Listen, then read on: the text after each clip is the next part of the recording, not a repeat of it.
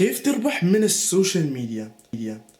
السلام عليكم ورحمة الله وبركاته. معاكم أحمد كينج. ولا تنسى قبل ما نبدأ الصلاة على النبي. لازم تعرف إنه في تطبيقات بتديك ربح وتطبيقات لا.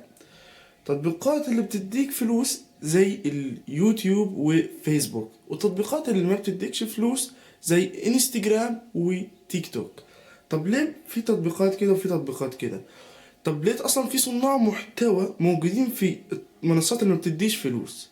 علشان بكل اختصار في بعض الشركات ممكن تتواصل معاك عشان تعملها اعلان، وبالتالي راح تكسب عشان انت في تواصل ما بينك وما بين الشركة مباشرة.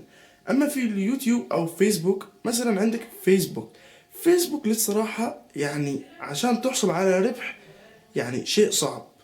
اما يوتيوب فهي منصة الربح الحقيقي. عشان تحقق الربح من اليوتيوب في عدة شروط لازم تكون مأنجزها تمام التمام. واحد، انك تتخطى 1000 مشترك. اتنين، انك تعدي 4000 ساعة مشاهدة، وبكده تتفعل لك خاصية الربح.